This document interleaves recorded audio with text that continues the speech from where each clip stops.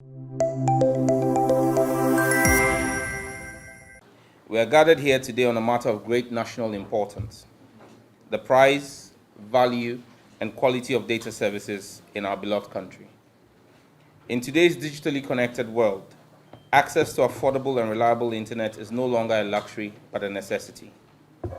The Ministry is aware of this and has initiated a consultative process aimed at achieving a lasting approach to correcting the misalignment and distortion in the telecommunications sector over the past 8 years. Let the facts be stated clearly here. This is not a blame game, but instead setting the record straight. There has been some agitation about the cost and quality of services by mobile network operators. We inherited a sector that was in a state of comatose. This is not an allegation.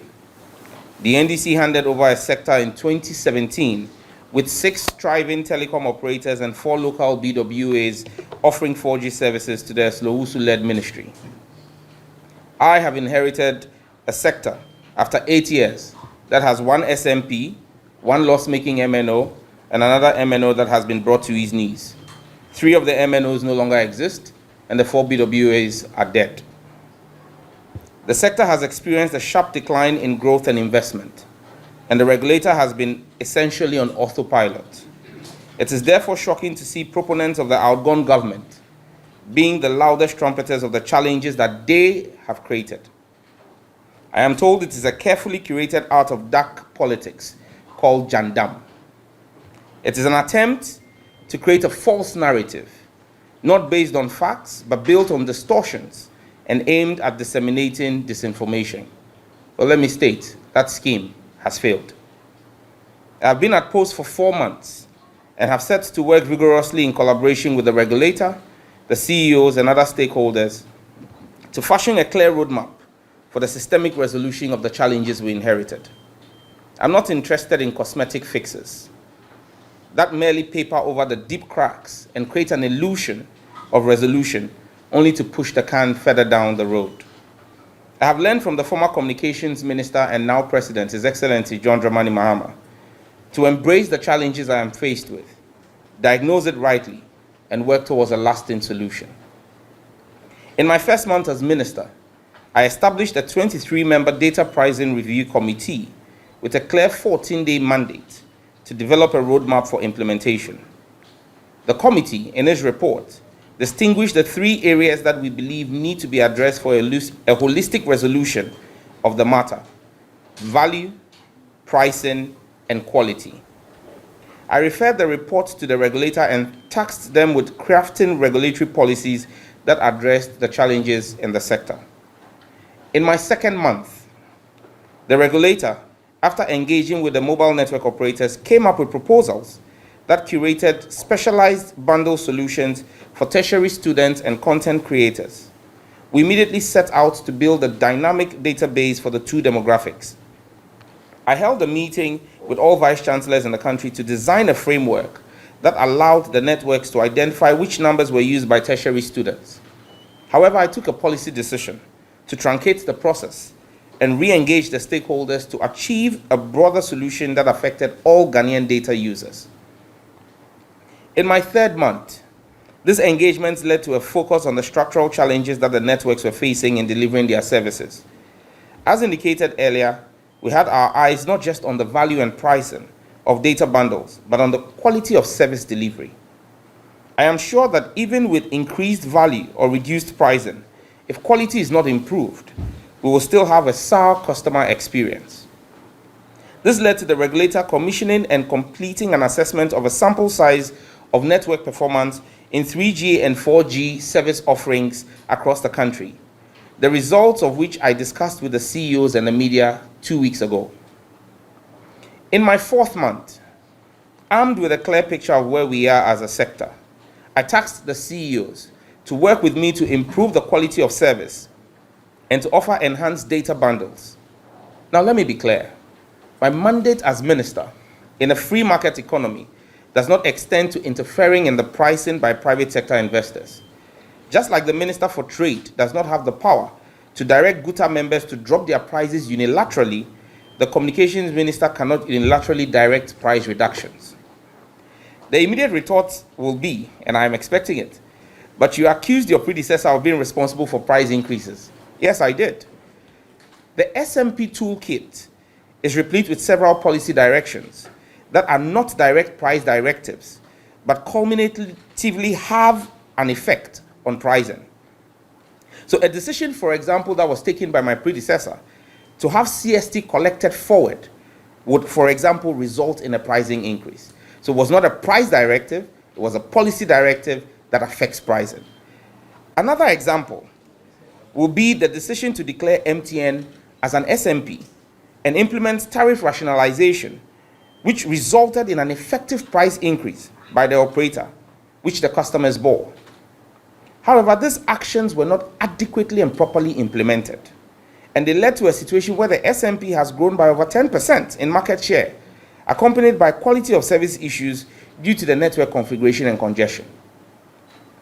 To address the quality of service issues, I presented a memorandum to the Cabinet of Ghana aimed at making spectrum available to Mrs. Scancom Ghana Limited and Ghana Telecommunication Company Limited. The process of the spectrum sale is scheduled to be completed by the end of the first week in July. In the case of Ghana Telecommunications Company Limited, known as Telecel, I have given additional policy approval for the regulator to grant a connecting entity license, enabling the operator to optimize service using the 2100 MHz spectrum at the disposal of NGIC. This should result in a significant improvement in the quality of service and customer experience in the coming weeks. I want to reiterate my commitment to an engagement-led style of leadership that involves all my stakeholders, listens to their challenges, and works to address them in a manner that benefits the entire ecosystem. We need intense competition in the sector, but it must be healthy and sustainable. I am committed to value-added data bundle offerings, and most importantly, these policy actions will culminate in price reductions in the medium to long term. However, the recovery from 8 years of mismanagement cannot be completed in 4 months. To this end, I have mandated that all operators make critical investments in their networks to improve quality over the next quarter, that is from July to September. The regulator will commence a rigorous quality of service assessment in the final quarter of the year, October to December. Reverend Franco, rigorous quality of service assessment. Defaulting operators will be sanctioned. I will also, at this point, commend the CEOs of the 3 telcos for their pledged commitment to collectively invest approximately $150 million in their networks between now and the end of the year to enhance quality of service, either by acquisition of spectrum or introduction or acquisition of new transmitters and equipment. At this juncture, I am pleased to announce that my engagement with the CEOs have resulted in the following specific measures, which are to take effect from Tuesday, 1st of July, 2025. Airtel Tigo Ghana, AT Ghana. A 10% increase in all data bundles currently offered by the network. Additionally, the 400 Ghana CD bundle, which currently offers 195 gigabytes of data, will now offer 236 gigabytes of data. Ghana Telecommunications Company Limited, Telecel. Also, a 10% increase in all data bundles currently offered by the network. Their 400 Ghana CD bundle, which currently offers 90 gigabytes, will offer 250 gigabytes from 1st of July. Scancom Ghana Limited, MTN. A 15% increase in all data bundles currently offered by the network. And I'm pleased to announce the restoration of the 399 Ghana CD bundle, which currently has been changed to the 350 CD bundle that offers 92.88 gig, will henceforth be reinstated to 214 gig for 399 Ghana cedis.